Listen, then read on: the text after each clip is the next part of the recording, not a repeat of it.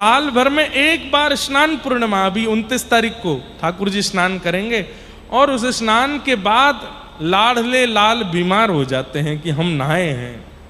15 दिन के लिए बुखार आ जाता है ठाकुर जी को। ये कथा तो है ही, लेकिन इसके पीछे दूसरी कथा क्या है। हमारे जगन्नाथपुरी के भगवान के परम भक्त हुए श्री माधवेंद्रपुरी, श्री माधवदास जी। माधवेंद्रपुरी दास अलग है, माधवदास अलग है। माधवदास, सब लोग इधर देखो, ध्यान से सुनो।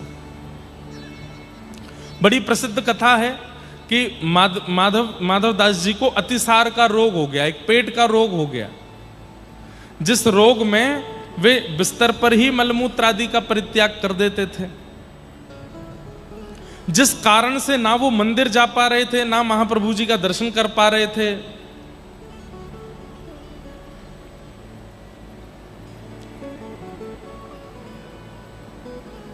बस पड़े पड़े पीड़ा में रो रहे हैं। तभी महाप्रभु जी ने विचार किया कि मैं चलता हूं, और महाप्रभु जी एक बालक का रूप धारण करके आए, जगन्नाथ भगवान, और श्री माधवदास जी की सेवा करने लगे। जल भर के लामे, कभी उनके अंग को साफ करें, उनके वस्त्रों को साफ करें। तो माधवदास जी के नेत्र खुले तो देखा कौन मेरी सेवा कर रहा है, तो देखे सांवरा सलोना बालक। आपने हाथ पकड़ा, माधवदास जी हैं, परम भक्त हैं, पहचान गए, बोले महाप्रभु जगन्नाथ। तो बालक हंसने लगा, बोले आप मेरी सेवा क्यों कर रहे हैं? राम राम राम राम, ये मेरे को, मैं इतनी अपवित्र अवस्था में हूं, मलमूत्र का त्याग कर, आप मुझे छू रहे हैं। मंदिर में आपकी इतनी व्यवस्थित सेवा होती है, इतनी पवित्रता का ध्यान रखा जाता है, और आप यहां आकर के मेरे तन को स्पर्श कर रहे हैं। ठाकुर जी बोले आप सब भक्त मेरी सेवा करते हैं, तो कभी कभी मैं भी आपके करता हूं, उसमें क्या बुराई है। माधवदास जी बोले सेवा क्यों कर रहे हैं? आप तो परमात्मा हो, चुटकी बजाइए, मेरे पेट के रोग को ठीक कर दीजिए। आप तो परमात्मा हैं, मेरे तन पर हाथ फेर दीजिए, मेरे को जितना रोग पीड़ा लगी है सब ठीक कर दीजिए, मेरी सेवा करने की क्या आवश्यकता है? तो ठाकुर जी कहते हैं नहीं माधव, ये तुम्हारे किसी जन्म के किसी कर्म का फल है कि तुम्हें ये पीड़ा हो रही है। यदि मैं इसको अभी ठीक कर दूंगा तो ये कुछ साल बाद फिर आ जाएगी, और अगर इस जन्म में न भी आई तो इस इतने शेष रोग को भोगने के लिए तुम्हें दोबारा जन्म लेना पड़ेगा। ध्यान से सुनिएगा बात को। कई बार हम लोग अपने जीवन में आने वाली परिस्थिति, ठीक है, परिस्थिति से लड़ना चाहिए, उससे जूझना चाहिए, लेकिन कई लोग टोना टोटका और जाने क्या क्या करके उससे भागने का प्रयास करते हैं, उस परिस्थिति से बचने का प्रयास करते हैं। तो वो परिस्थिति जाती नहीं है, शांत हो जाती है। या तो इसी जन्म में आएगी, नहीं तो इस जन्म में नहीं आई तो उसको भोगने के लिए एक और जन्म लेना पड़ेगा, भोगना तो पड़ेगा। तो माधव, तुम्हारे शरीर की जो ये पीड़ा है तुम्हारा कर्म फल है, कौन से जन्म का कौन सा कर्म फल है, ये तुम्हें भोगना पड़ेगा। इसको मैं ठीक कर दूंगा तो तुम्हें पुनर्जन्म लेना पड़ेगा इसको भोगने के लिए। दो ही तरीके हैं, अपने कर्म फल को समाप्त करने के दो ही तरीके हैं। क्या? पहला तरीका, इतना भजन किया, इतना जप किया, इतना तप किया, इतना ठाकुर जी का स्मरण किया कि करते करते करते करते स्थिति ऐसी बन जाती है कि फिर शरीर में आने वाले रोग अनुभव नहीं कराते। मैं कथाओं में कहा करता हूं कि भक्ति जो है वो एनेस्थीसिया का इंजेक्शन है। जैसे एनेस्थीसिया का इंजेक्शन लगने के बाद व्यक्ति सुन्न हो जाता है, ऐसे ही राम कृष्ण हरि जगन्नाथ नाम बोलने के बाद, राधा नाम रटने के बाद व्यक्ति सुन्न हो जाता है। फिर उसके साथ चाहे जो हो जाए वो प्रसन्न नहीं रहता है, उसको फर्क नहीं पड़ता। तो या तो एक तरीका है कि भगवान नाम में इतने आश्रित हो जाओ कि आपका शरीर सुन्न पड़ जाए। अब चाहे आपको शारीरिक पीड़ा हो, मानसिक पीड़ा हो, व्यवहारिक पीड़ा हो, अपयश की पीड़ा हो, आपको कुछ सहन नहीं होगा, आप प्रसन्न नहीं रहने वाले हो। या दूसरा तरीका क्या है महाप्रभु जगन्नाथ बोले तुम्हारी पीड़ा को हम अपने ऊपर ले लेते हैं। माधवदास जी बोले नहीं नहीं नहीं नहीं नहीं, मैं सह लूंगा नाथ, आप अपने ऊपर मत लो। लेकिन ठाकुर जी की लीला, ठाकुर जी ने माधवदास जी के उस रोग को ले लिया और 15 दिन के लिए बीमार हो गए। अब वैसे तो ठाकुर जी का ये 15 दिन का क्रम, इसके पीछे बहुत कथाएं और ये पूर्व से ही ठाकुर जी स्कंद पुराण में भी इसका वर्णन आता है कि ठाकुर जी स्नान करने के बाद बीमार हो जाए। आज महाप्रभु जगन्नाथ जी का जो स्वरूप है पीछे, कौन सा स्वरूप है ये? कौन सा है? कौन सा भेष? अवकाश भेष। इसमें ठाकुर जी स्नान करते हैं, दातुन करते हैं और वो पीछे अगर दिख रहे होंगे आपको तो आज ठाकुर जी के आगे दर्पण भी रखे हैं, दर्पण रखे हैं, पात्र रखे हैं। महाप्रभु जगन्नाथ जी कैसे स्नान करते हैं तो आपको पता ही होगा। ठाकुर जी के आगे शीशा रख दिया जाता है, शीशा में ठाकुर जी का प्रतिबिंब आ जाता है, पुजारी जी शीशा को ही नहा देते हैं, जय जगन्नाथ हो गए स्नान। आप लोग मत नहाना है ऐसे कभी, शीशा में देख करके सोचो लो। वैसे तो कटक उड़ीसा में इतनी गर्मी पड़ती है तो 3-3 बार नहाने का मन होता है, लेकिन पता नहीं ये क्यों नहीं नहाते। माधव जो माधव दास जी हैं उनके 15 दिन की पीड़ा और रह गई थी, ठाकुर जी ने उसको अपने ऊपर ले लिया और आज तक उस पीड़ा का निर्वहन ठाकुर जी कर रहे हैं।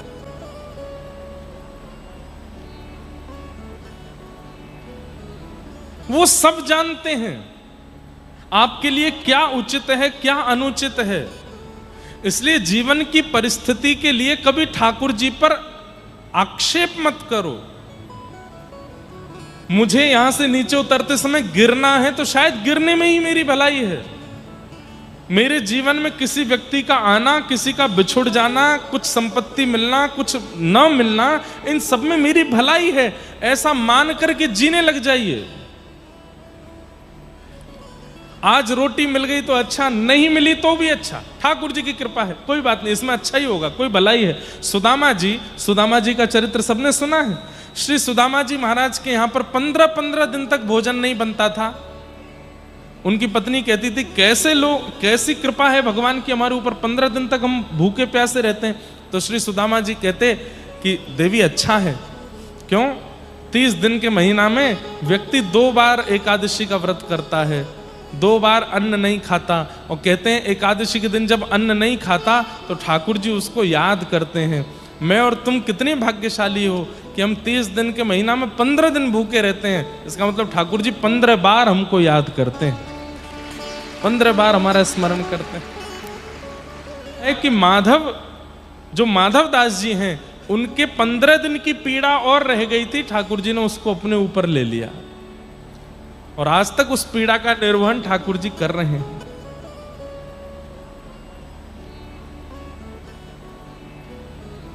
वो सब जानते हैं आपके लिए क्या उचित है, क्या अनुचित है।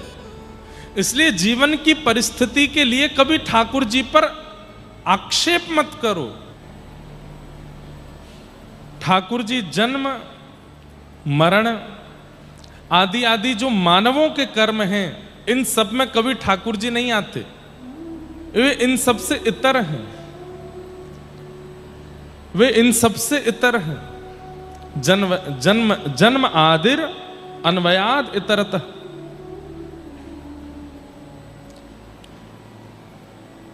लेकिन कई लोग एक कथा सुनाते हैं जगन्नाथ जी को लेकर के कि भगवान श्री कृष्ण का लीला गमन के बाद में संस्कार कर दिया, उनका हृदय समुद्र में बहता बहता यहाँ आ गया, उसी को जगन्नाथ जी के अंदर लगा दिया गया। हमको अगर ये कोई प्रमाणित करके बता दे कि ये कहीं लिखा है, हमने तो आज तक कभी सुना नहीं और ना ये कथा कहीं है। भगवान गीता में कहते हैं कि मेरे शरीर को मरणासन समझने वाले, मेरे शरीर को मरण रूप जानने वाले, इंसानों की तरह 100 वर्ष पूरे होने पर या अमुक अमुक वर्ष पूर्ण होने पर मेरे शरीर का भी अंत होता है, ऐसी बुद्धि रखने वाला व्यक्ति तो अपवित्र है, उसको देखने वाले को भी कपड़े सहित स्नान करना चाहिए। ये कहां से ये कथा आ गई है कि भगवान का हृदय बहता हुआ आ गया? अरे पहली बात तो ये कहना ही गलत है कि उनकी चिता को अग्नि लगाई। कैसे कह सकते हैं हम इस बात को? ठाकुर जी अवतार लेते हैं और अंतर ध्यान हो जाते हैं, वो मातृ गर्भ से प्रकट होते हैं, लेकिन हमारी आपकी तरह मरणासन स्थिति में कभी नहीं जाते।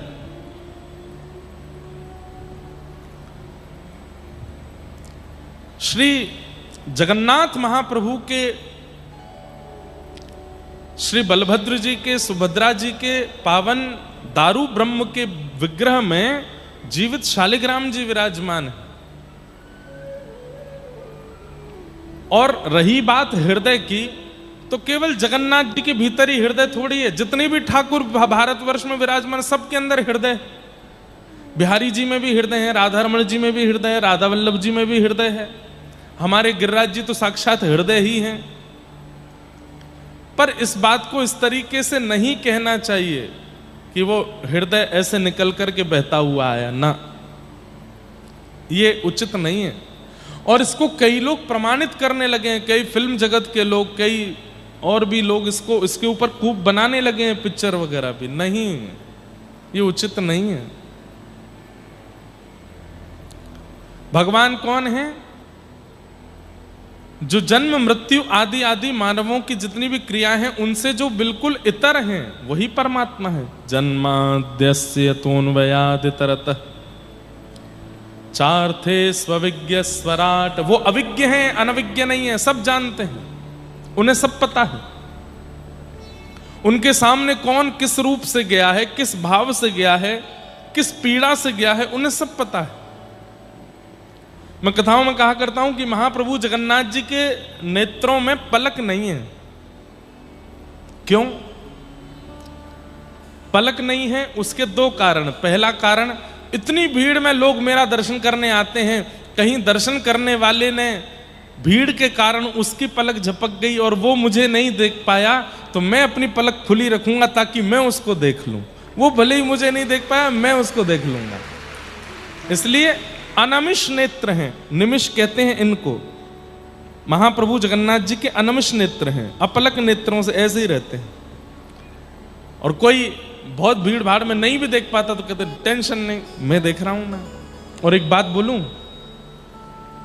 पूरे विश्व में जितने भी मंदिर हैं वहां हम दर्शन करने जाते हैं, ठाकुर जी को हम देखने जाते हैं, पर महाप्रभु जगन्नाथ जी का ऐसा स्थान है जहां हम खुद को दिखाने जाते हैं, हम अपने आप को बताने जाते हैं, दिखाने जाते हैं। ठाकुर जी हमको देखते हैं, ठाकुर जी हमको देखते हैं। तो पहला कारण, ठाकुर जी के अनमिष नेत्र क्यों हैं? कहीं तुम देखने में चूक जाओ तो टेंशन नहीं लेना, मैं तुमको देख रहा हूं, मेरी दृष्टि तुम पर पड़ रही है। चार्थे स्वविज्ञ स्वराट, वे अविज्ञ हैं, सब जानते हैं। दूसरा कारण ठाकुर जी के नेत्र खुले रहने का क्या है? कई बार हम जब ठाकुर जी के सन्मुख जाते हैं इतने भावुक हो जाते हैं, इतनी सारी भावनाएं मन में आने लग जाती हैं कि हम मूल बात ठाकुर जी से कह ही नहीं पाते। ठाकुर जी अपने नेत्रों को गाढ़ करके हमको देखते हैं, खूब चौड़ा चौड़ा खोल करके देखते हैं, ताकि केवल बाह्य रूप से ना दिखें, हमारे मस्तिष्क को भी वो देख लें, हमारे हृदय को भी वो देख लें, हमारे अंतरंग में चल रही जितनी भी भावना विचारधारा सबका दर्शन वो कर लें। इसलिए बड़े बड़े नेत्रों से हमको देखते रहते हैं। वे अविज्ञ हैं, अनविज्ञ नहीं है, सब जानते हैं, उन्हें सब पता है, उन्हें कुछ बताने की आवश्यकता नहीं है। इंद्रद्युम्न राजा की कथा थोड़ी सी स्पर्श करूं।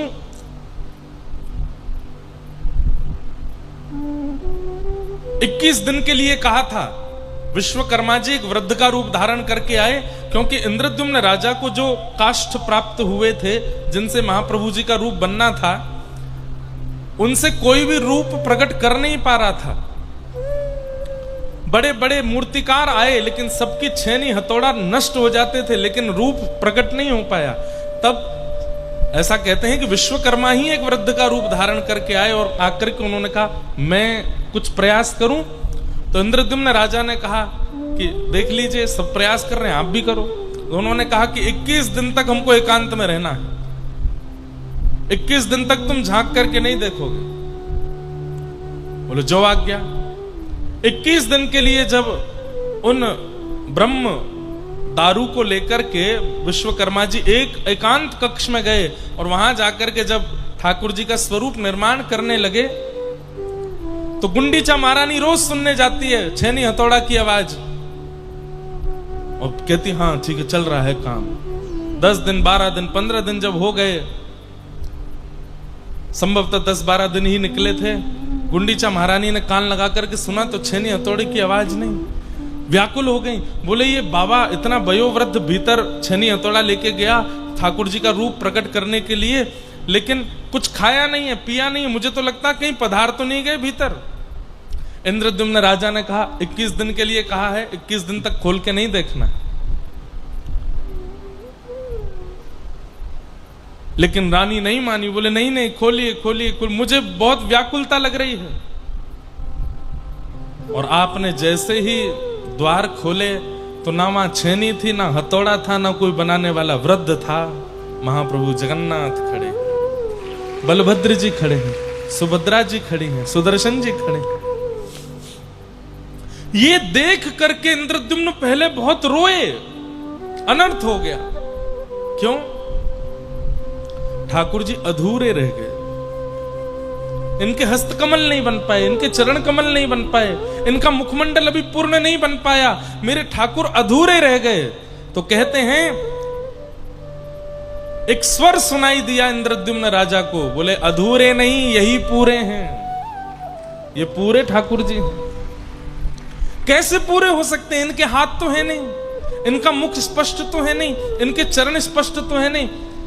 बोले अरे ये प्रेम विगलित ठाकुर जी हैं, श्री प्रिया जी ब्रजवासी, किशोरी जी, नंदरानी यशोदा, नंद बाबा, सब ब्रजवासियों की याद में ठाकुर जी के हाथ पैर पिघल गए हैं। प्रेम की 10 अवस्थाएं होती हैं बंधुओं। 9वीं अवस्था में जब प्रेमी आ जाता है तो अपनी प्रेमी की याद में उसका शरीर पिघलने लग जाता है।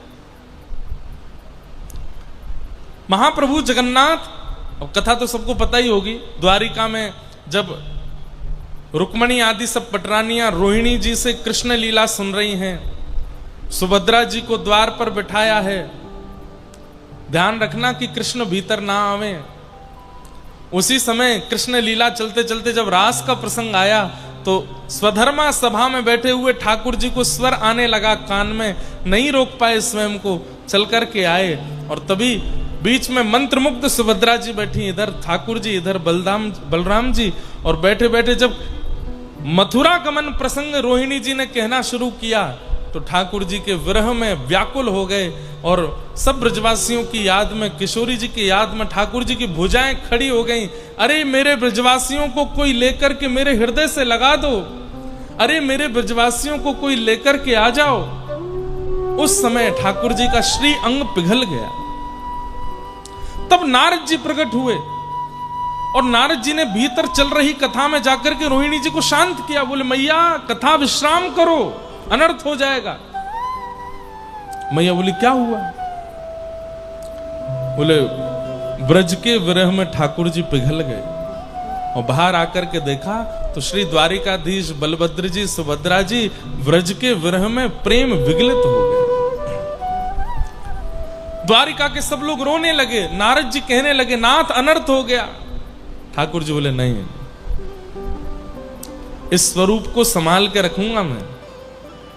ये व्रजवासियों के प्रेम में विगलित मेरा स्वरूप है। कलिकाल में लोगों को प्रेम का अनुभव कराने के लिए मैं इसको पुनः प्रतिष्ठित करूंगा। कहां प्रतिष्ठित करेंगे? बोले ये अधूरा नहीं है, ये पूरा है, इसलिए पूरा स्वरूप पुरी में ही जाएगा जहां पूरे ठाकुर जी विराजमान है। इसीलिए वैसे तो वो सप्तपुरियों में है इसलिए उसका नाम पुरी है, लेकिन वहां पूरे ठाकुर जी इसलिए भी पुरी है। पूरा व्यक्ति कब माना जाता है? धनवान है पूरा नहीं है, यशवान है पूरा नहीं है, पत्नी बच्चे घर खानदान सब कुछ है पूरा नहीं है। पूरा कब? जब उसके चित्त में प्रेम है तब पूरा है। श्री ठाकुर जी पूरे हैं, प्रेम युक्त है, प्रेम से युक्त है, इसलिए पूरे हैं, इसलिए पूरी में है।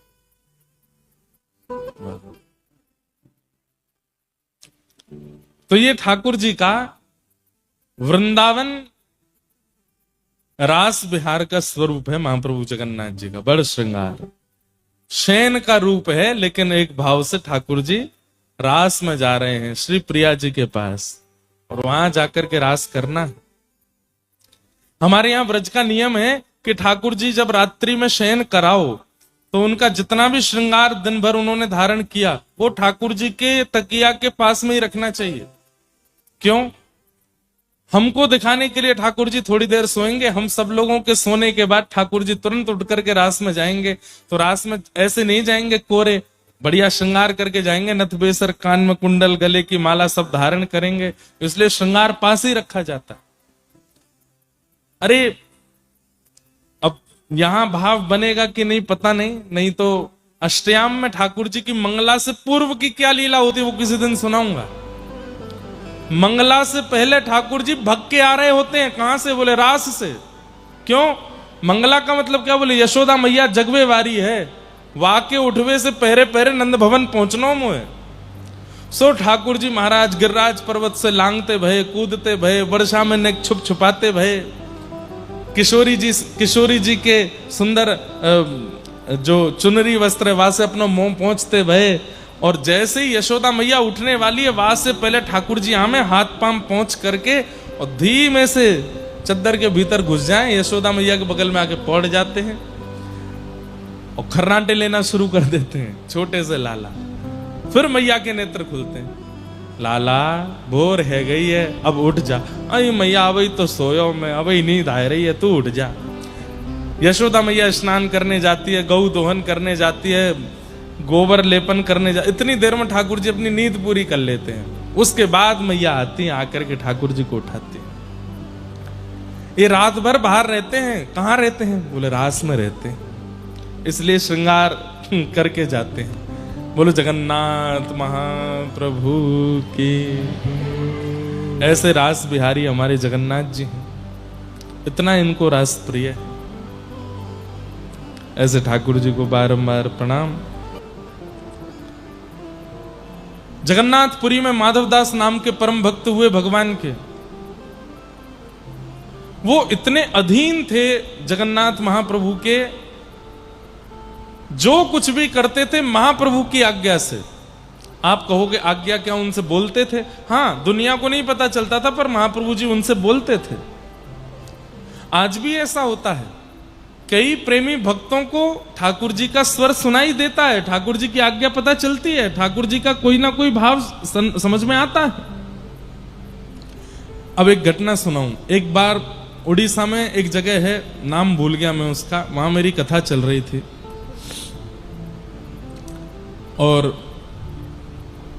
तब इतनी संख्या में लोग तो नहीं होते थे कथा में, इससे आधे से भी आधा पंडाल था और झमाझम जोर की बारिश। और जैसी बारिश प्रारंभ हुई तो बहुत अच्छा पंडाल बना था, लेकिन फिर भी भीतर पानी आने लगा। मेरे मंच के पीछे ऐसे ही जगन्नाथ जी विराज रहे थे।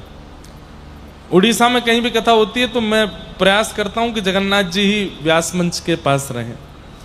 तो अब जो श्रोता थे कभी इधर से उठ के इधर जाएं, इधर से उठ के पीछे जाएं, जल उन पर गिरे, और मैं बढ़िया आनंद से कथा कर रहा था।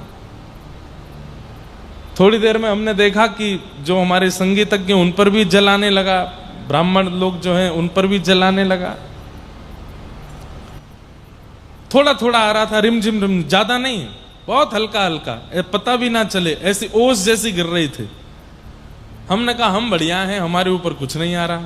तो पीछे देखा तो मैंने कहा जगन्नाथ जी भी बढ़िया हैं। हम और जगन्नाथ जी, व्यास जी और व्यास जी के ठाकुर जी दोनों बच गए। इतना बोलते ही ऊपर पन्नी भर गई थी और दोनों पे ही जल गिरने लगा। वहां पीछे जगन्नाथ जी भीगे, आगे मैं भीगूं, और वो कथा ऐसी थी, हमने छतरी लेकर के कथा की थी ऐसे छतरी पकड़ करके जगन्नाथ जी और हम कथा कर रहे थे। तो ठाकुर जी कहीं ना कहीं कोई ना कोई कैसा ना कैसा अनुभव करा ही देते हैं। तो श्री माधवदास जी, एक बार की बात, काशी में एक बहुत बड़े विद्वान थे, बहुत ध्यान से सुनना, बड़ी अच्छी लीला है। जो ठाकुर जी को समर्पित होते हैं, ठाकुर जी उनके साथ कैसी लीला करते हैं, कैसे उनकी रक्षा करते हैं, ध्यान से सुनो। तो काशी में एक बहुत बड़े विद्वान थे और वे अपनी विद्वत्ता का एक एक क्रम करते थे। क्या? दूसरे विद्वानों को जाकर के हराना और उनसे विजय पत्र लिखवाना, सामने वाले को शास्त्रार्थ में हरा देना और उससे एक पत्र लिखवाना कि मैंने इन व्यक्ति से अपनी हार स्वीकार की है और ये जीत गए हैं, मैं हार गया हूं, आइंदा ये कभी भी मेरे शहर में आएंगे, इनकी पूरी रहने खाने पीने सोने की सब सेवा मैं करूंगा और ये मेरे आचार्य हैं, मैं इनका शिष्य हूं, ऐसा करके पूरा पत्र लिखवा लेते थे और नीचे हस्ताक्षर। और जब कभी भी उस शहर में जाना होता था, वो पत्र दिखाते उस व्यक्ति को, हाँ भाई सेवा करो हमारी। सब लोग इधर देखो, ध्यान से सुनो। एक बार वो काशी में बहुत बड़ी विद्वत गोष्ठी हुई, तो उस विद्वत समाज के सामने उन्होंने अपने अनेक विजय पत्र दिखाए और कहा कि मुझे भारत का सबसे बड़ा विद्वान घोषित कर दिया जाए, क्योंकि मैंने इतने सारे विद्वानों को परास्त किया है। तब एक व्यक्ति खड़ा होकर के बोला, आपने माधवदास जी को हराया कि नहीं हराया? बोले ये कौन है? बोले वैसे तो ये उत्तर प्रदेश कन्नौज के निवासी हैं, पर कुछ वर्षों से जगन्नाथपुरी में महाप्रभु जगन्नाथ जी के पास रहते हैं, बहुत अच्छे विद्वान हैं। इन्हें अगर आप हरा दो और इनसे विजय पत्र यदि आप लिखवा लो, तो हम आपको भारत का सबसे बड़ा विजेता विद्वान घोषित कर देंगे। ध्यान से सुनिएगा। लेकिन भक्त का बंधुओं एक स्वरूप होता है कि वो विवाद से बचेगा। अगर कहीं विवाद हो रहा है और ठाकुर जी का भक्त यदि वहां पहुंच जाए ना, तो वो तुरंत क्षमा मांग लेगा, तुरंत कान पकड़ लेगा, तुरंत हाथ जोड़ लेगा। उसकी गलती नहीं है तो भी उसको विवाद नहीं चाहिए, सब समाधान हो जाए, संवाद कर लो, विवाद मत करो। इन्होंने जैसे ही माधवदास का नाम सुना तो बोले ठीक है, मैं जाता हूं जगन्नाथपुरी और उसको हरा करके उससे विजय पत्र लिखवा के लाऊंगा, उसके बाद आप भारत का सबसे बड़ा विद्वान मुझे घोषित करेंगे? बोले हाँ बिल्कुल करेंगे। वो ब्राह्मण काशी से निकले। माधवदास जी तो बेचारे ठाकुर जगन्नाथ जी को पूर्ण समर्पित थे। विद्वान जगन्नाथपुरी पहुंचा और उसने जगन्नाथपुरी आकर के ढूंढा, कहां है माधवदास?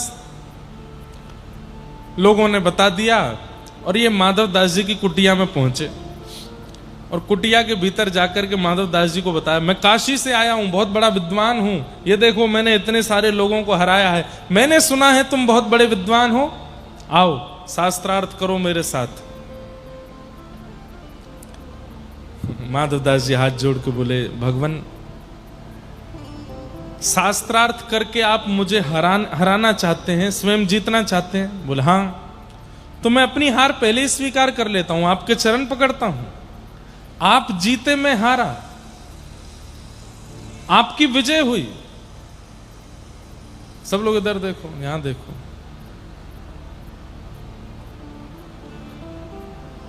आपकी विजय हुई, मैं हार गया। माधवदास जी ने तुरंत कहा, मुझे बताइए क्या करना है? ये शास्त्रार्थ आदि रहने दीजिए, प्रेम से विराजिए, महाप्रसाद पाइए, ठाकुर जी का दर्शन कीजिए। मुझे हराने से अगर आपको कुछ मिले तो मैं अपनी हार स्वीकार करता हूं। ब्राह्मण बोले नहीं नहीं, शास्त्रार्थ करो। भगवान अब शास्त्रार्थ में समय व्यर्थ होगा, इतनी देर हम जगन्नाथ जी का दर्शन कर लेंगे ना, मैं हार स्वीकार करता हूं अपनी। बोले अच्छा, तो ये विजय पत्र लिखो।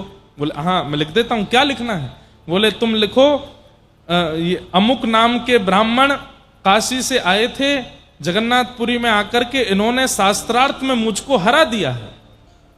और माधवदास जी लिख रहे हैं, आज के बाद ये जब भी जगन्नाथपुरी आएंगे, इनकी पूरी रहने खाने पीने की सेवा मैं करूंगा और ये मेरे आज से गुरु हैं, मैं इनका शिष्य हूं। काशी के समस्त विद्वानों से मेरी प्रार्थना है, कृपा करके इनको भारत का सबसे बड़ा विद्वान घोषित कर दिया जाए, माधव दास। माधव दास जी ने पूरा लिख दिया। लिख करके कहा भगवान हो गया। हाँ दो, पढ़ के देखा, वाह बहुत बढ़िया, लाओ महाप्रसाद पवाओ। महाप्रसाद पवाया, जगन्नाथ जी का दर्शन कराया। माधव दास जी ने प्रणाम किया, भगवान बड़ी कृपा, आते रहिएगा आप। बोले जी। अब ये विद्वान काशी के लौट करके काशी गए। विद्वानों की सब गोष्ठी बुलाई, बड़े बड़े विद्वान बुलाए। बोले किसने कहा था मुझे कि माधव दास को जाके हराना है? एक ने कहा मैंने कहा था। बोले लो विजय पत्र, हरा दिया माधव दास को। सारे विद्वान खड़े हो गए।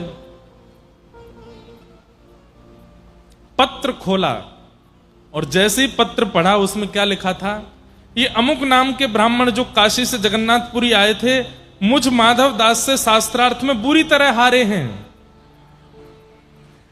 मेरे एक शब्द का भी उत्तर ये दे नहीं पाए हैं। इनकी अत्यंत बुरी पराजय हुई है। आज मैं माधव दास से घोषित करता हूं कि आज के बाद ये मेरे शिष्य हैं, मैं इनका गुरु हूं, और काशी के समस्त विद्वानों से प्रार्थना करता हूं इनको भारत का विद्वान घोषित मत करना। माधव दास। सब हंसने लगे।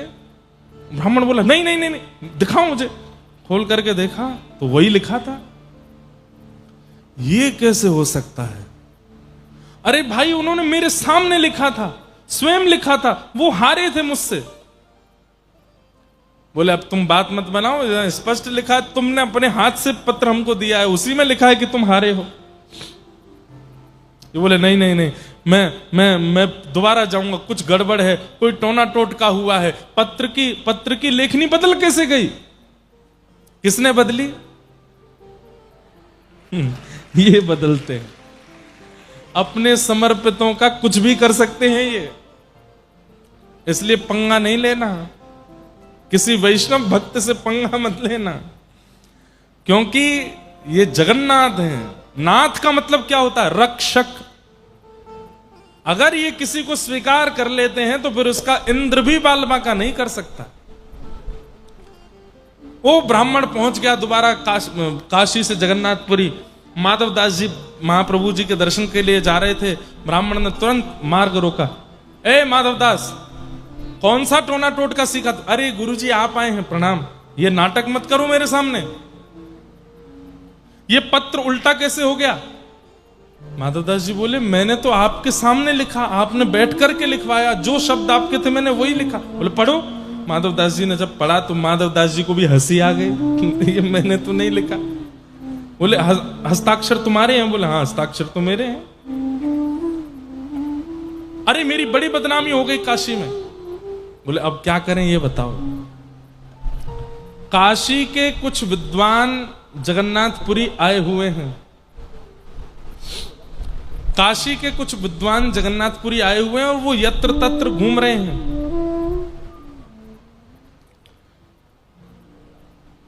और अब की बार मैं अपनी विजेता ऐसे घोषित करूंगा कि हम दोनों के बीच में शास्त्रार्थ होगा, और जो हारेगा उसको मुंह पर कालीत पोत करके गधे पर बैठ करके घूम घूम के ढिंडोरा पीट करके बताना पड़ेगा कि मैं उनसे हारा हूं, ताकि उन काशी के विद्वानों को पता चले कि तुम मुझसे हार गए। तब मेरी फिर जो मेरी इज्जत खराब हुई है वो बचेगी।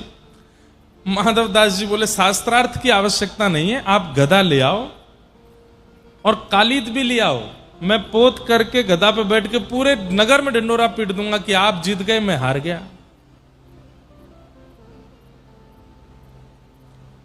मेरा अभी दर्शन का समय हो रहा है, तो गधे और कालीत की व्यवस्था आप कर लीजिए, मैं दर्शन करके आता हूं, आप सिंह द्वार पे मुझे मिल जाना, पूरे मुंह पे कालीत पोत के गधे पे बैठा देना, मैं घूम घूम के सबको बता दूंगा।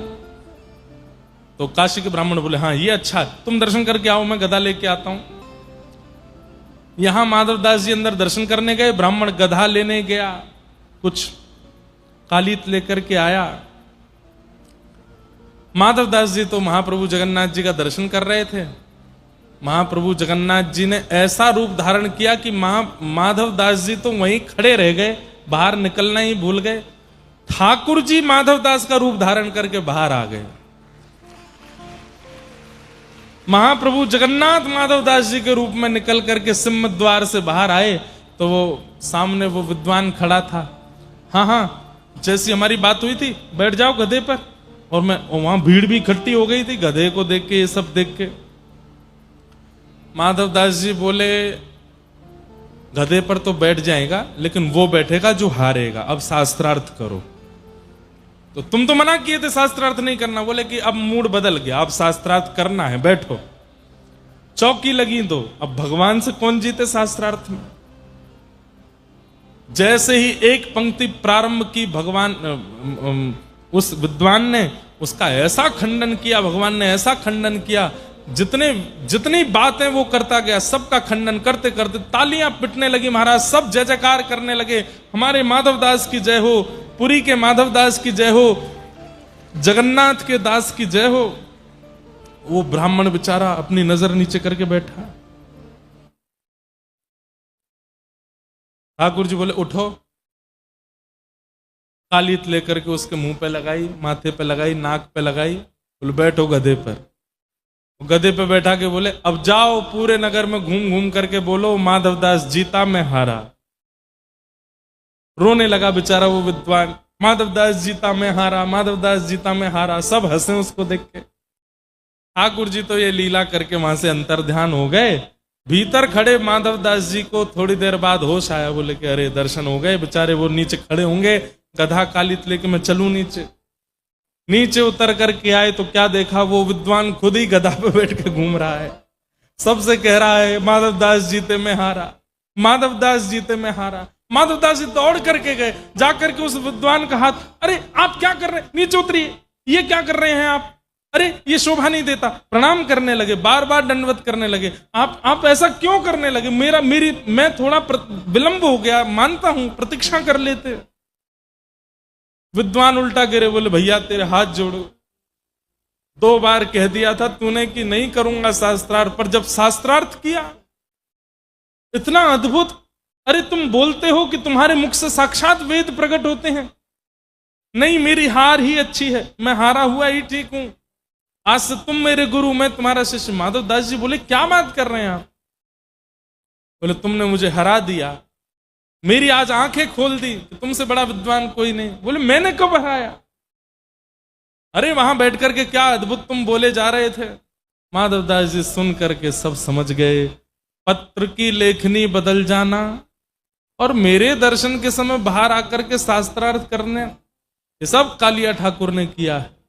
ये सब महाप्रभु जगन्नाथ जी की कृपा है। आहा, भीतर जाकर के जगन्नाथ जी के सामने रोए माधवदास जी। नाथ, उस विद्वान की केवल एक ही तो उम्मीद थी कि उसको यश चाहिए, और वो यश देने के लिए मैं पूर्ण रूपेण तैयार था, क्यों नहीं देने दिया। बोले यश चाहिए तो दुनिया में बहुत जगह है, जाकर के यश ले ले।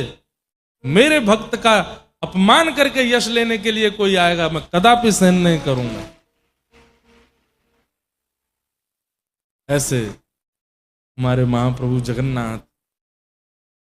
तो इनके प्रति समर्पित हो जाओ, आपको पता नहीं चलेगा ये कैसे कैसे आपकी सब जगह से रक्षा कर लिया करेंगे। प्रेम युक्त भक्ति करनी पड़ेगी। अच्छा, एक बात मैं कहूं, उड़ीसा में जब जब मैं कथा करने आता हूं, अधिकतर मेरे पास एक ही प्रश्न आता है।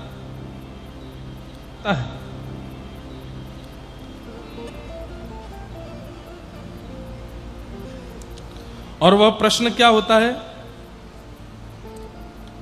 महाराज जी मेरे घर में सभी लोग मांसाहार करते हैं। अधिकतर यही बात लिखी आती है। आज भी 3 पत्र हैं, तीनों में यह बात लिखी है कि मेरे घर में सभी लोग मांसाहार करते हैं, लेकिन मैं शाकाहारी हूं। मुझे अपनी ठाकुर जी की अन्न प्रसाद की व्यवस्था करना बहुत कठिन हो जाता है। कृपा मुझे अब आप कैसे बनाएंगे। जिस रसोई घर में मछली आ गई हो, जिस रसोई घर में मांस आदि आ गया हो, वहां पर ठाकुर जी का भोग बनना भी नहीं चाहिए। ऐसी स्थिति में हम भैया यही निवेदन कर सकते हैं कि ठाकुर जी को फलाहारी रखो, फल का भोग लगाओ। और ठाकुर जी के साथ साथ आप भी एक समय तो फलाहार ही करो, और घर वाले वो भी नहीं करने देते तो फिर क्या बताएं, छुप छुप के ही फलाहार करो, नहीं खाओ एक समय। हमारे ठाकुर जी नहीं पाते तो हम कैसे पाएं। और इस फलाहार व्रत का एक ही प्रण लीजिए कि हमारे घर के समस्त लोगों की बुद्धि सुधरे और वे मांसाहार का त्याग करें। कल मेरे पास में कोई एक भैया आए और उन्होंने भी आकर के मुझे समझाया, बोले महाराज जी हम यहाँ भुवनेश्वर, कटक आदि सब जगह युवाओं को देखते हैं, युवा कथा में भी आते हैं, युवा कथा में आकर बैठते भी हैं, 7 दिन पूरी कथा भी सुनते हैं, लेकिन वापस लौट करके जाते हैं, आहार को नहीं बदलते हैं। सब खाएंगे, सब पिएंगे, कथा भी सुनेंगे, सब खाएंगे, सब पिएंगे, जगन्नाथपुरी भी जाएंगे, सब खाएंगे, सब पिएंगे, रथ यात्रा में भी जाएंगे, उसका कोई लाभ नहीं है। ये तो ऐसे ही मानो कि आप शुगर की दवाई खाते हो लेकिन सुबह उठते ही जलेबी भी खाते हो। दवाई का क्या औचित्य है, कोई फर्क नहीं पड़ने वाला। अरे एक बात मेरी बहुत ध्यान से सुन लीजिए, जितने लोग इस पंडाल में बैठे हैं, आप लोगों से मैं कह सकता हूं, बाहर के लोगों की जिम्मेवारी मेरी नहीं है। विवाह के बाद पति अपनी पत्नी के लिए बदलना शुरू कर देता है, पत्नी अपने पति के लिए बदलना शुरू कर दे। ब्याह से पहले ऐसे नहीं थे वे, लेकिन एक दूसरे के साथ रहने के लिए थोड़ा बदलाव करते हैं। पत्नी को जो नहीं अच्छा लगता पति वो नहीं करता, हो जाते हैं तो बच्चों को बेचारे उनको सुलाते रहते हैं, वो रोते रहते हैं, अपनी नींदें उड़ा देते हैं उन बालकों के लिए।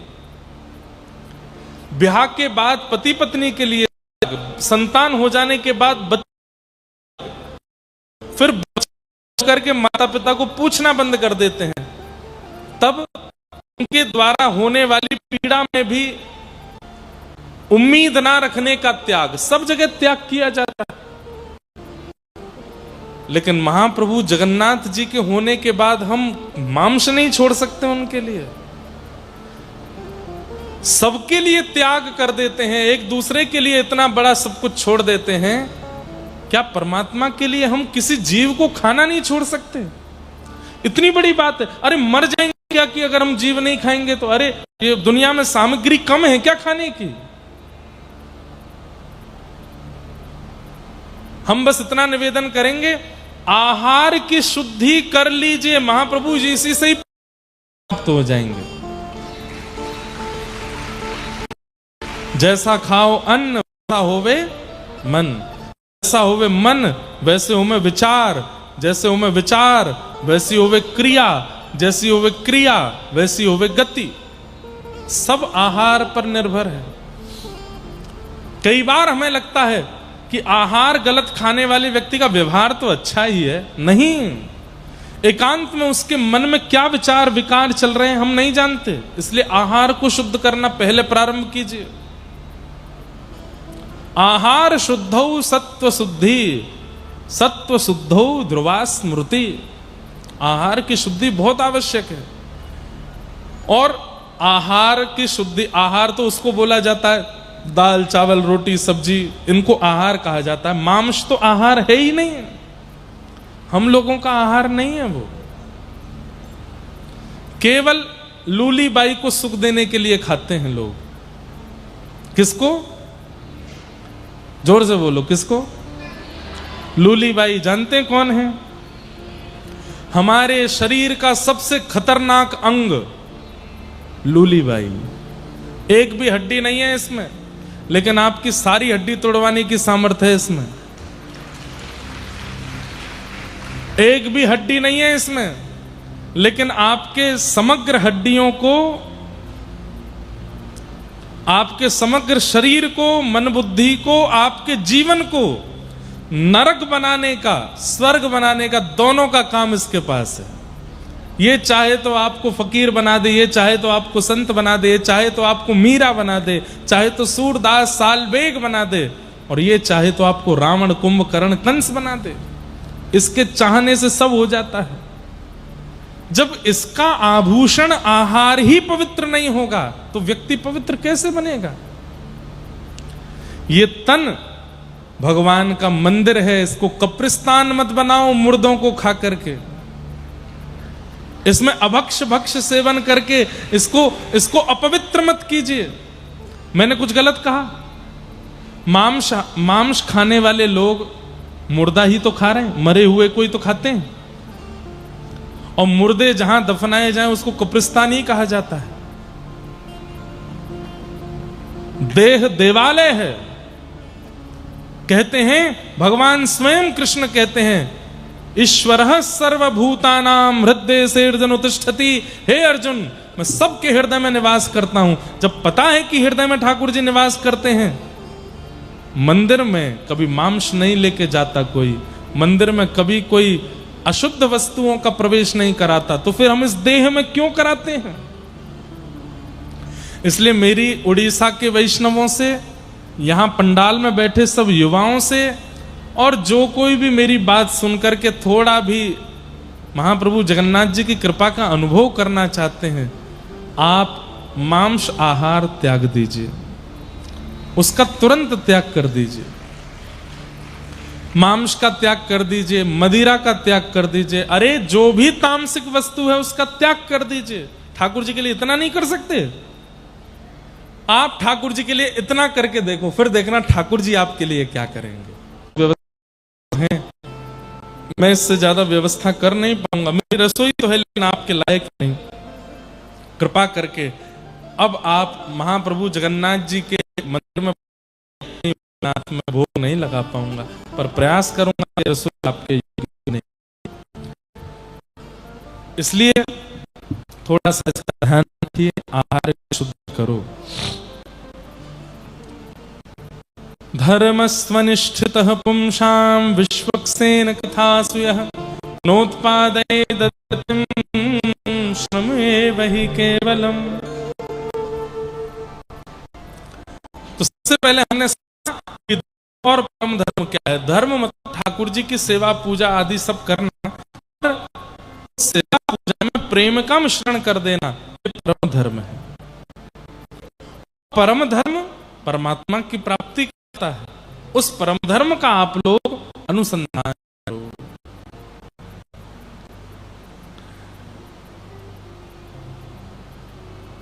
भगवान की कथा सुनने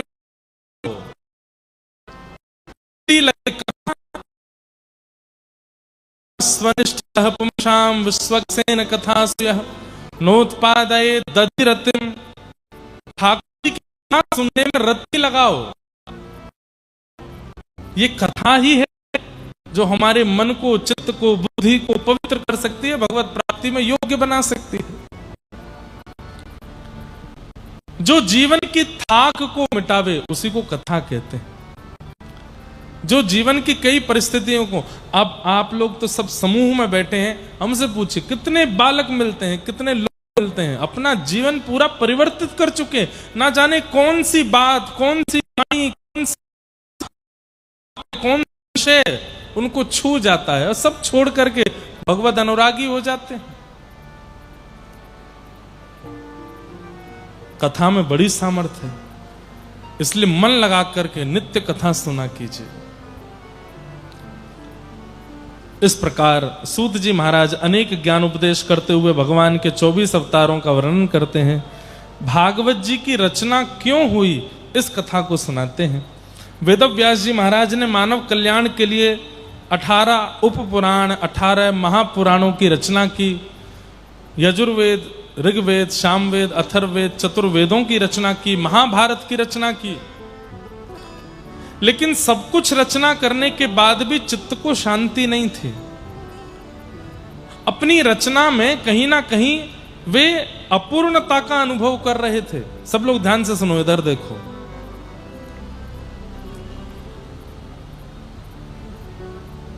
व्यक्ति को पता चल जाता है कि मैंने जो क्रिया की है वो उचित है कि नहीं। हर व्यक्ति को पता चल जाता है, लेकिन वो फिर भी सबसे पूछता है, ठीक तो रहा ना, ठीक तो किया ना। सामने वाले कहते हाँ हाँ बहुत अच्छा था। अच्छा सुनने के बाद भी अच्छा नहीं लगता। अच्छा क्यों? हर व्यक्ति को पता होता है कि मैंने जो क्रिया की, मैंने जो बात बोली, मैंने जो काम किया, मैंने जो कुछ भी मेरे द्वारा हुआ वो उचित था कि नहीं, हर व्यक्ति को पता चल जाता है। पाप करने वाले व्यक्ति को अंदर से आवाज आने लगती है, गलत किया। घर में कभी तेज आवाज में किसी से बात कर लेते हैं, माता पिता को उत्तर दे दिया बच्चों ने, तब तो गुस्से में दीवार विवार पटक करके चले जाते हैं, लेकिन बाद में उनको रिग्रेट होता है। उसी समय से मन से आवाज आने लगती है, गलत किया। वो हमारी माँ है, हमने ऐसे क्यों बोला, उनसे नहीं बोलना चाहिए था। सबको बोध होता है, लेकिन एक इतना भयंकर राक्षस हमारे अंदर है, ईगो। वो तुरंत आगे आ जाता है, कुछ गलत नहीं किया, भले ही गलत किया हो फिर भी तू क्षमा नहीं मांगेगा। वो और बिगड़ने देता है, और बिगड़ने देता है, उस चीज को और बिगड़ने देता है। भगवत आधीन व्यक्ति में ये ईगो नाम का राक्षस नहीं होता। अगर उससे कोई गलती हो भी जाती है तो वो तुरंत क्षमा के लिए भागता है कि मुझे क्षमा करो। एक बात कहूं बंधुओं, बहुत ध्यान से सुनना। अपराध करने के बाद में सबको पता चल जाता है कि मैंने गलत किया, लेकिन उस गलती का इतना रिग्रेट हुआ कि अब मन में सोच रहे हैं कि इसका समाधान क्या करूं, इसको मैं ठीक कैसे करूं।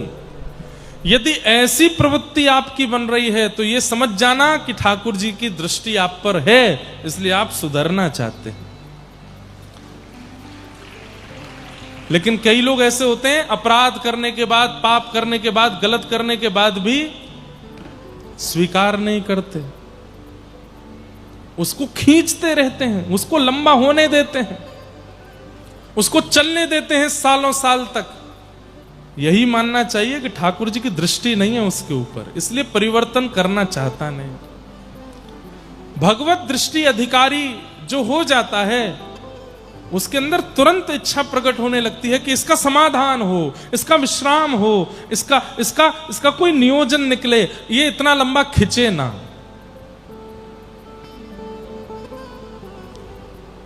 इसलिए ये ईगो जो है,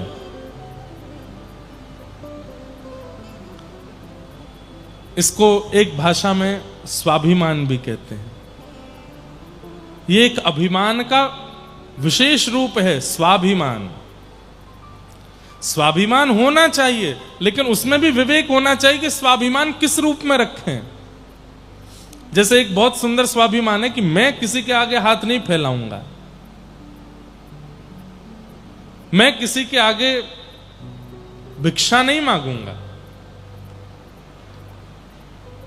इसका मतलब अकड़ नहीं है, ये एक स्वाभिमान है। ऐसा हो सकता है, अच्छा भी है।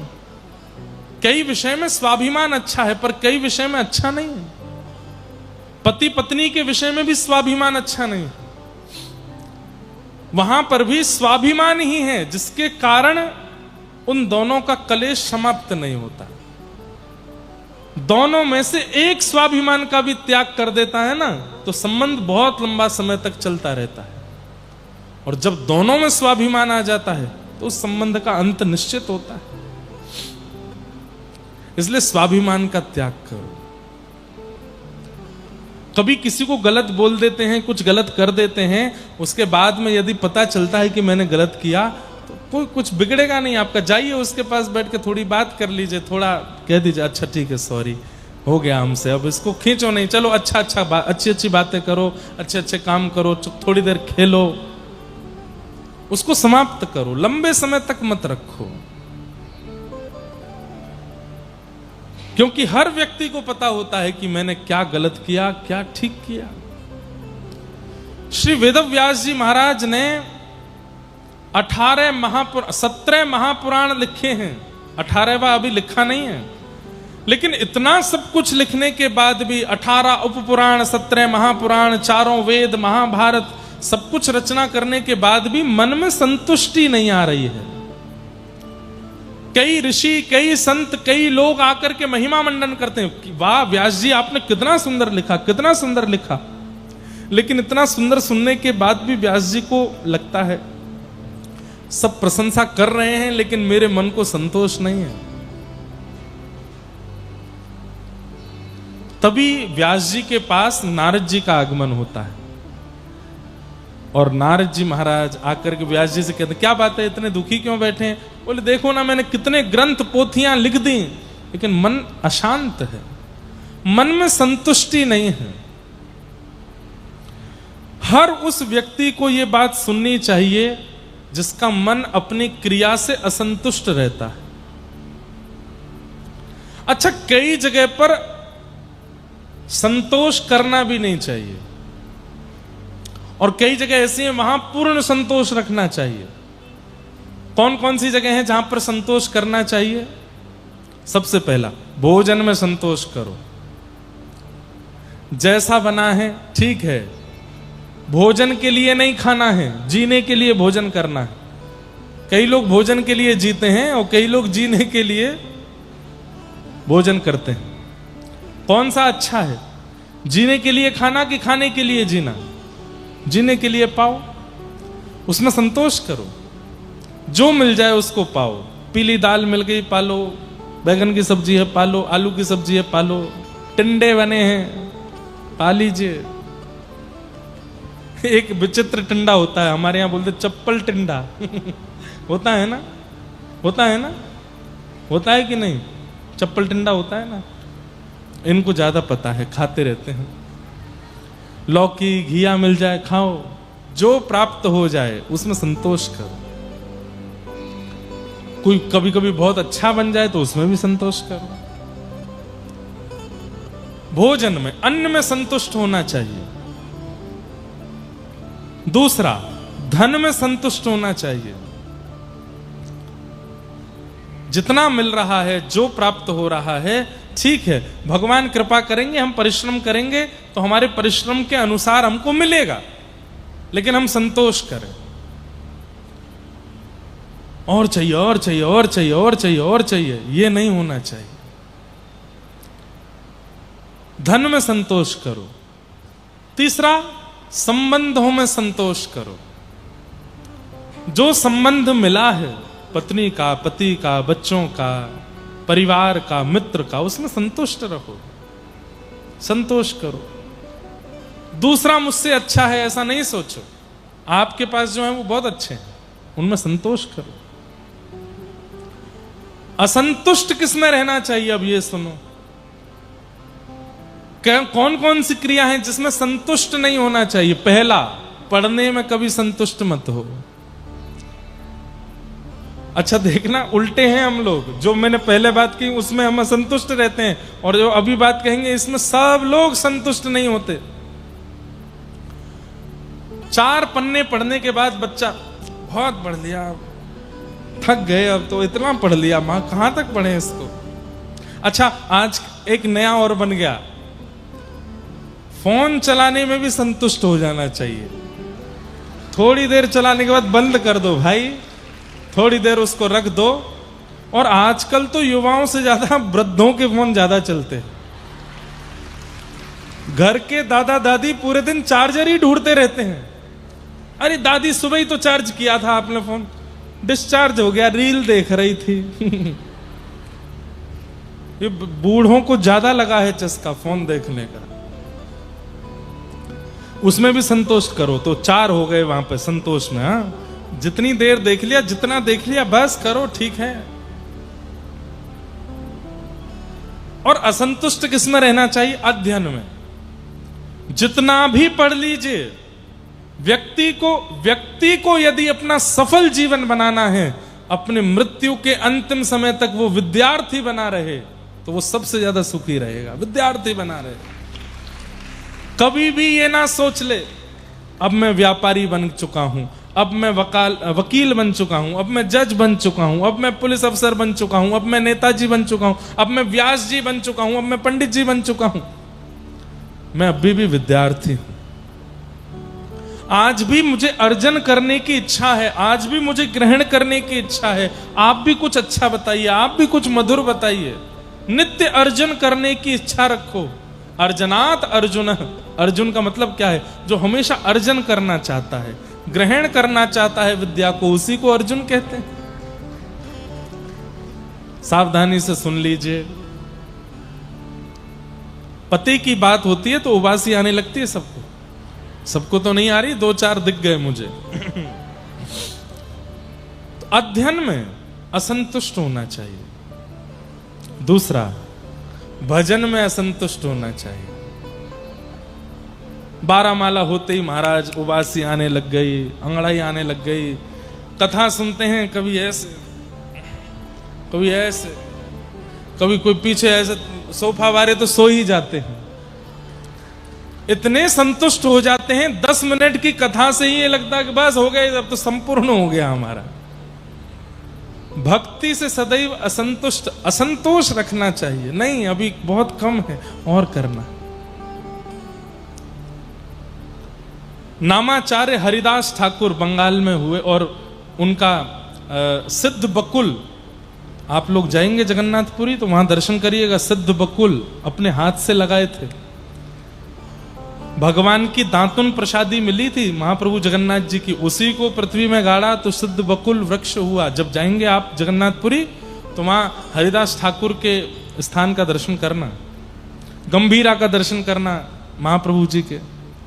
नामाचार्य हरिदास ठाकुर का नियम था, प्रत्येक दिन 3 लाख महामंत्र जाप करते थे। कितने? 3 लाख। हरिदास ठाकुर जन्म से म्लेच्छ परिवार से थे, यवन कुल से थे। तो यवनों को यह बात अच्छी नहीं लगी कि हमारे कुल खानदान का बालक और ये हिंदुओं के देवता का भजन करने लगा।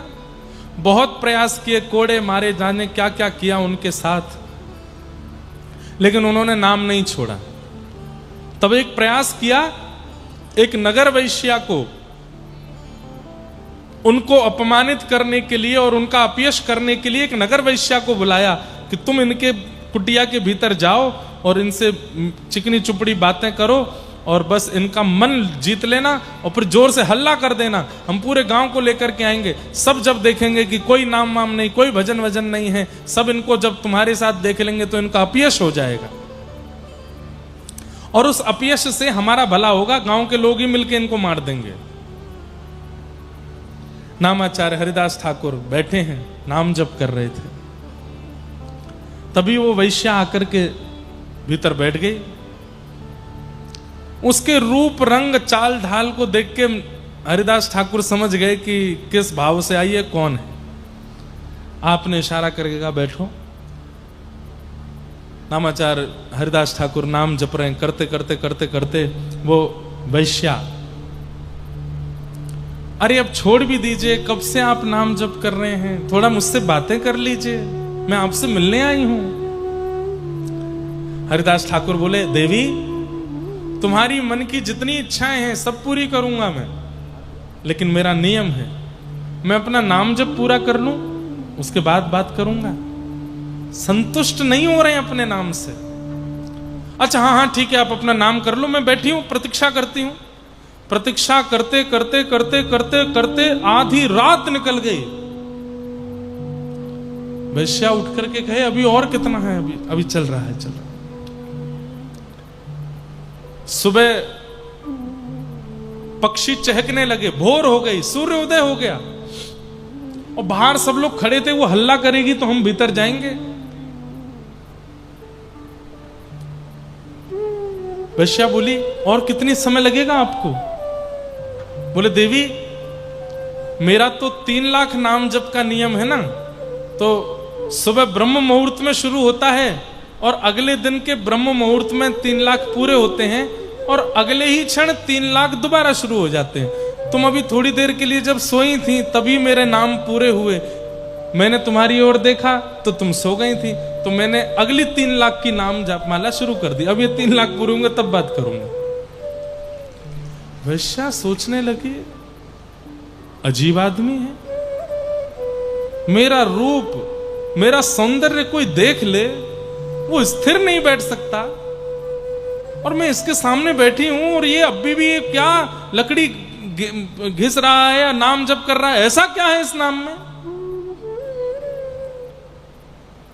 मैं संध्या में आऊंगी तब तक नाम हो जाएगा। बोला, हाँ समय से आ जाना, जैसे ही मेरा 3 लाख नाम पूरा हो तुरंत आ जाना, तभी मैं तुमसे बात करूंगा। अब कितने बजे होगा? बोले, ये कैसे बताऊं, तो कभी भी हो सकता है।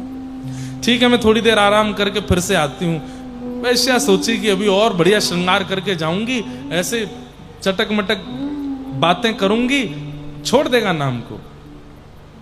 थोड़ी देर बाद आराम करके, थोड़े घंटों बाद और श्रृंगार करके जब गई, जा करके बैठ गई। आज बात कीजिए ना मुझसे। बोले देवी बस नाम चल रहा है। कितना रह गया है? बोले 1 लाख और रह गया है, 1.5-2 घंटे, 3 घंटे, 4 घंटे लगेंगे, बैठो। करते करते करते करते करते करते करते फिर रात हो गई। वैश्या को फिर नींद आ गई। थोड़ी देर बाद आंख खुली, हो गए? बोले हो गए थे, तुम सो गई थी, तो तीसरे शुरू हो गए। वो वैश्या बोली ऐसा क्या है इस नाम में, ऐसा क्या है इस नाम में जिसको आप छोड़ते नहीं हैं?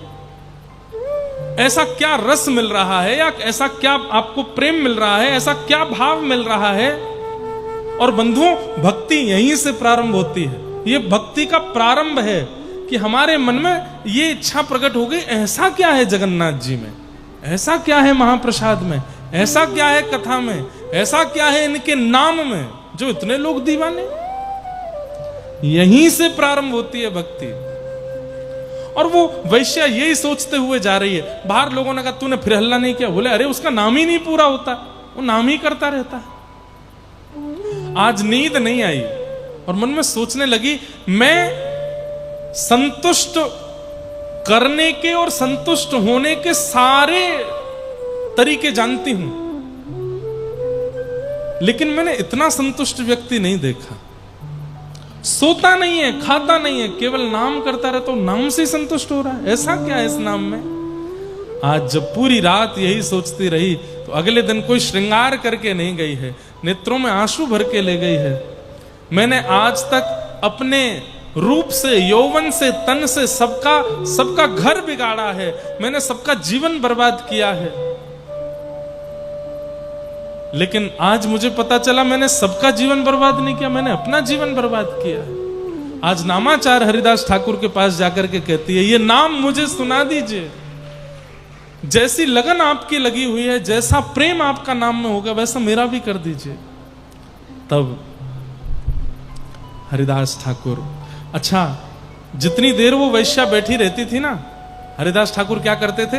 प्रत्येक नाम के बाद नाम भगवान से प्रार्थना करते थे, हे नाम भगवान इस पर कृपा करो, इस पर कृपा करो, इस पर कृपा करो, इसकी मति को शुद्ध करो, इसके विचारों को पवित्र करो। तभी मैंने अभी थोड़ी देर पहले कहा ना कि जब व्यक्ति को अपनी गलतियों का बोध होने लग जाए, अपने व्यवहार को सुधारने की इच्छा प्रकट हो जाए, तो समझ जाना या तो आचार्य या फिर ठाकुर किसी ने तो देखा है आपको, तभी बदल रहे हो। अपने आप नहीं बदल सकता कोई। माता पिता पीछे पड़े रहते हैं बच्चों के, भजन किया कर, थोड़ा मंदिर जाया कर, कथाएं सुना कर, नहीं सुनेगा वो आपके कहने से। जब आचार्य की या ठाकुर की उस पर दृष्टि पड़ेगी, उसी दिन सुनेगा वो। सौभाग्यशाली हैं जितने लोग यहां बैठे हैं, सब पर दृष्टि पड़ी है, इसलिए सुन रहे हो, इसीलिए बैठे हो। कल हमारे जो यजमान जी वो कह रहे थे, महाराज जी एक व्यक्ति भी उठ के नहीं जाता। मैंने कहा यही कृपा है कि उठ के नहीं जा रहे हैं। प्यास लगती तो भी नहीं जा रहे, किसी को वॉशरूम जाना तो भी नहीं जा रहे। मैंने कहा इतनी तटस्थता कथा के प्रति तभी बनती है जब महाप्रभु जी दृष्टि भर के देख लेते। व्यक्ति कहां इतनी देर रुक सकता है? कैसे रुक पाओगे आप लोग? नहीं रुक सकते।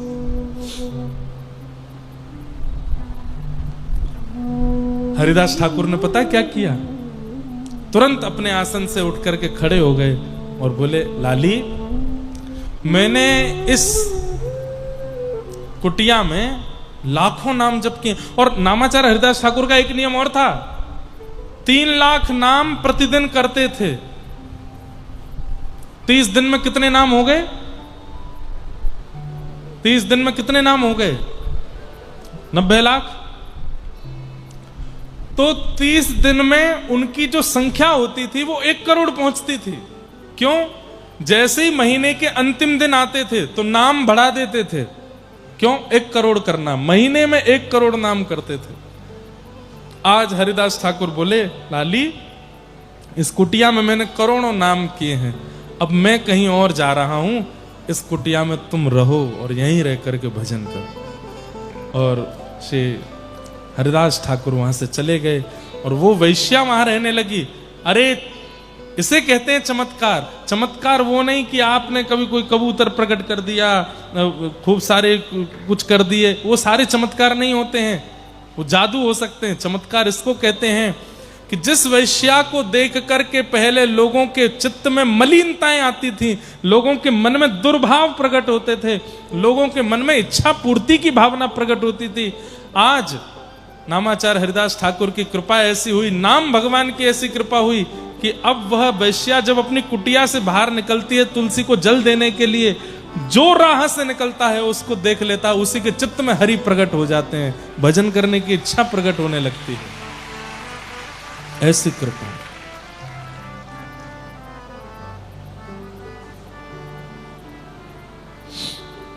ऐसी हरि कृपा हुई।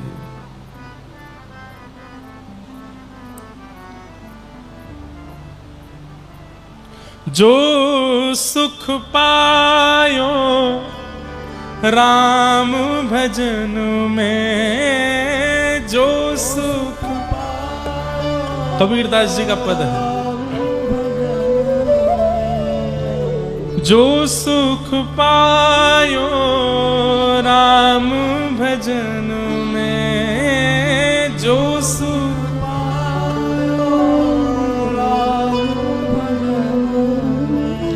सो सुख नाही अमीरी में, सो सुख नाही अमीरी में, मन लाग्यो मेरो यार फकीरी में, मन लाग्यो मेरो गोस्वामी तुलसीदास जी कहते हैं, जो मोहे राम लागते मीठे, तो नव रस सठ रस रस अनरस है जाते सब सीठे।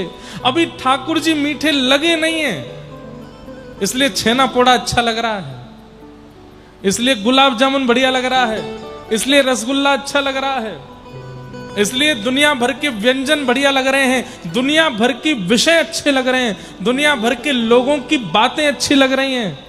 जिस दिन ये मीठे लग गए, बाकी सब अनरस लगेगा, किसी में रस है ही नहीं, ऐसी स्थिति हो जाएगी।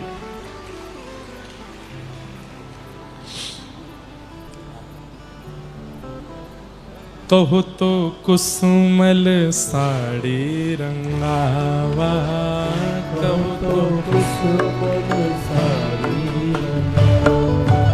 हमारे ना व्यासपीठ पे बैठने के बाद ऐसा लगता है महाप्रभु जगन्नाथ जी गोद में उठा लेते हैं, कभी इधर उछालते हैं, कभी कबीरदास जी पे उछालते हैं, कभी मीराबाई पे ले जाते हैं, नचाते रहते हैं, हम कठपुतली बन जाते हैं, बस नृत्य करते रहते हैं इन्हीं भावों में। मीराबाई कह रहे हैं, मुझे वस्त्र से फर्क नहीं पड़ता, मुझे श्रृंगार से फर्क नहीं पड़ता, मुझे वो चाहिए क्या, जिन भेषा मेरो सावरो रीझ है, जिन भेषा ओ जिन भेषा मेरो सावरो रीझ है,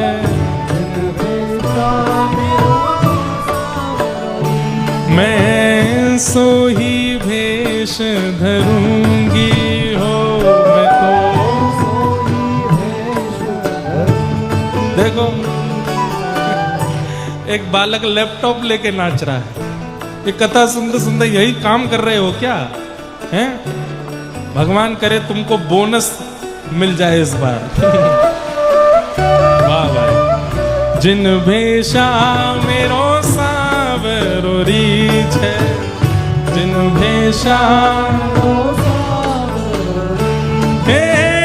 जिन भेषा मेरो साहिब रीझ है, जिन भेषा मेरो साहिब रीझ है, मैं सो ही भेष धरूंगी हो, मैं तो सो ही भेष धरूंगी।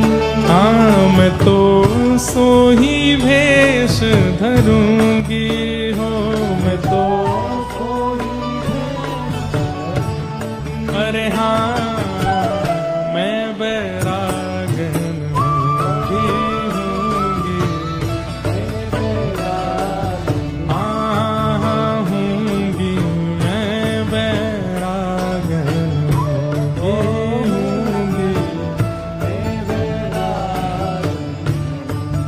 हो बाला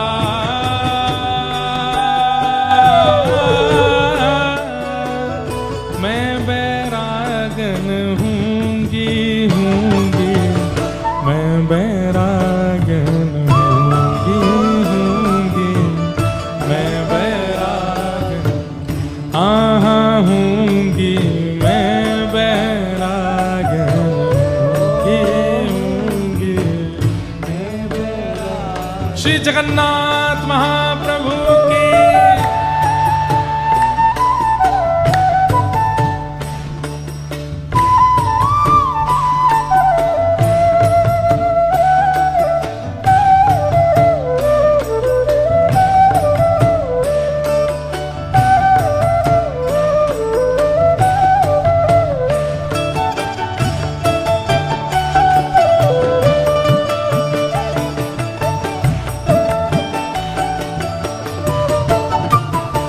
वो प्राण हमारा वहाँ बसत है, प्राण हमारा वो प्राण हमारा वहाँ बसत है, प्राण ओ यहाँ तो खाली को, यहाँ तो खाली ओ मात पिता परिवार सोई है, मात पिता हाँ मात पिता परिवार सोई है, मात पिता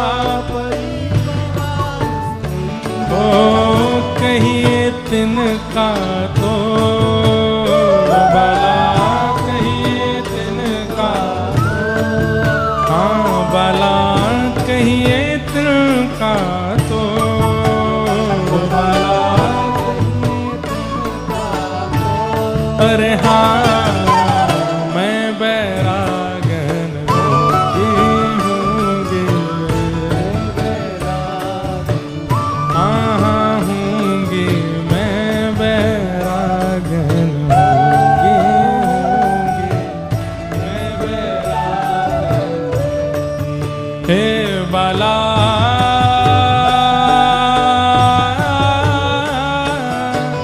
मैं बैरागन होंगी होंगी, मैं बैरागन होंगी होंगी, ओ यातन की मैं करूं की गिरी, यातन की मैं ओ रसना नाम कहूँगी, रसना ओ मीरा के प्रभु गिरधर नागर, मीरा के प्रभु गिरधर नागर, हे मीरा के प्रभु गिरधर नागर, मीरा के प्रभु गिरधर नागर, हे प्रभु गिरधर नागर, प्रभु गिरधर नागर,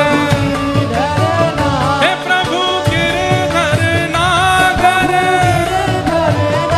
प्रभु गिरधर नागर,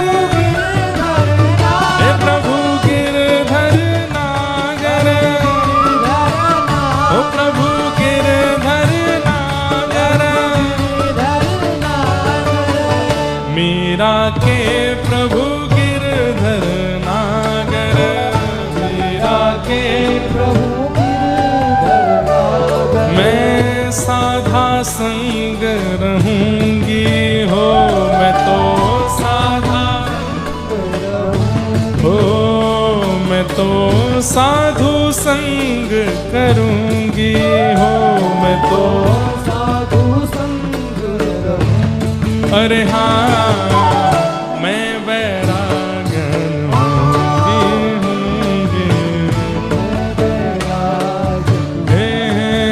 होंगी मैं बैरागन होंगी, होंगी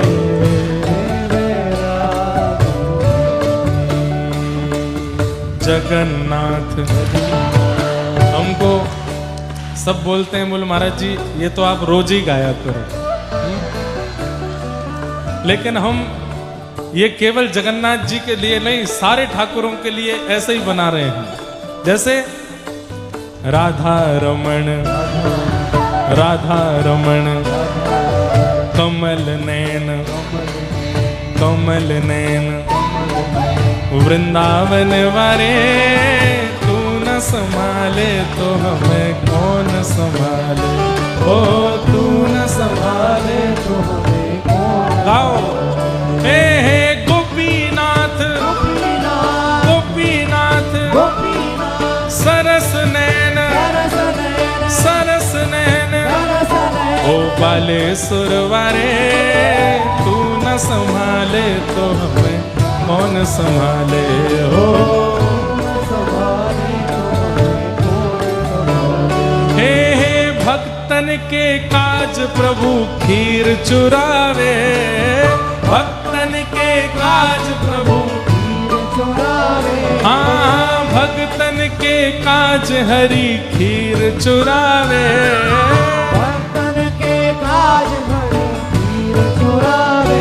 हे भक्तन के काज हरि माखन खावे, भक्तन के काज हरि माखन खावे। ओ हमें तू न संभाले तो हमें कौन संभाले हो।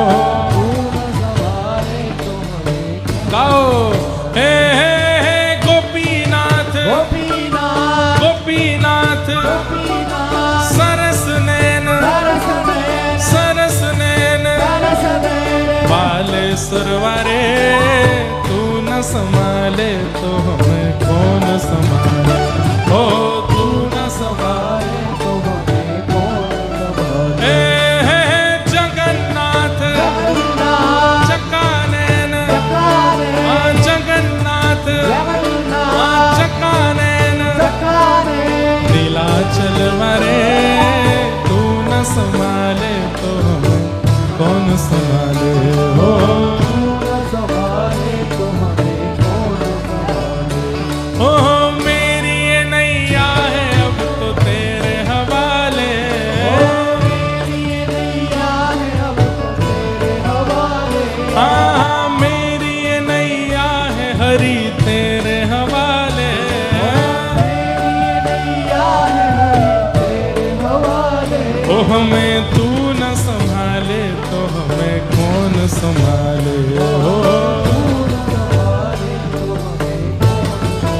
मेरे प्रभु जगन्नाथ चकानैन, हे जगन्नाथ चकानैन नीलाचल वारे, तू न संभाले तो हमें कौन संभाले हो।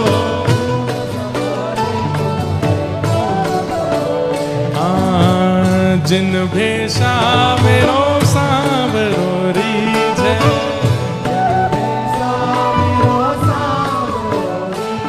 मैं सो ही भेष धरूंगी हो, मैं तो अरे हाँ मैं बैरागन होंगी, मैं बैरागन होंगी, मैं बैरागन होंगी।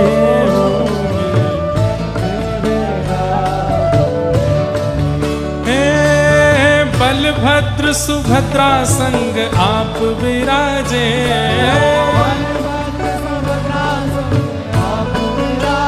हो मंदिर के ऊपर नील चक्र विराजे, हो मंदिर के ऊपर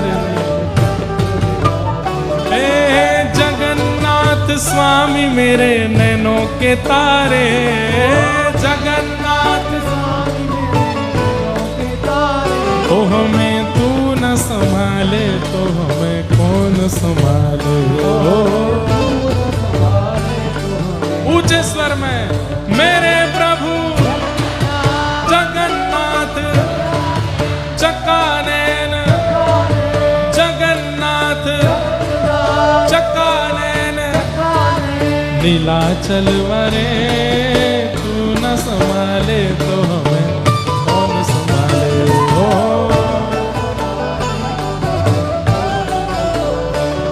हे तू न संभाले तो हमें कौन संभाले।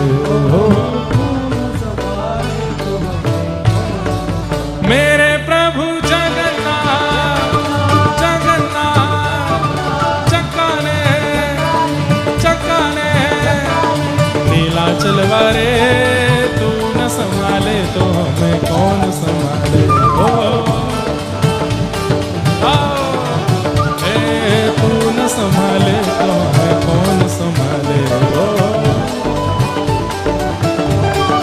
मेरे प्रभु, मेरे प्रभु, मेरे प्रभु, हम कहें मेरे प्रभु, पूरे स्वर में गाओ जगन्नाथ। मेरे प्रभु, मेरे प्रभु, तेरे प्रभु, हम सबके प्रभु, जगत प्रभु चक्काने, जगन्नाथ चक्काने नीलाचल वारे, तू न संभाले तो हमें कौन संभाले। जय जय जगन्नाथ, जय जगन्नाथ, जय जय जगन्नाथ मेरे जगन्नाथ, जय जय जगन्नाथ प्यारे जगन्नाथ, मेरे प्रभु जगन्नाथ प्यारे जगन्नाथ। जय जय जगन्नाथ मेरे जगन्नाथ, जय जय जगन्नाथ प्यारे जगन्नाथ। ओ नीलाचल वारे, तू न संभाले तो हमें कौन संभाले। ओ श्री जगन्नाथ महाप्रभु की जय जय श्री राम, जय जय श्री राम, जय जय श्री राम। अरे तुम्हें छोड़ जाऊं अब मैं किसके दुआरे,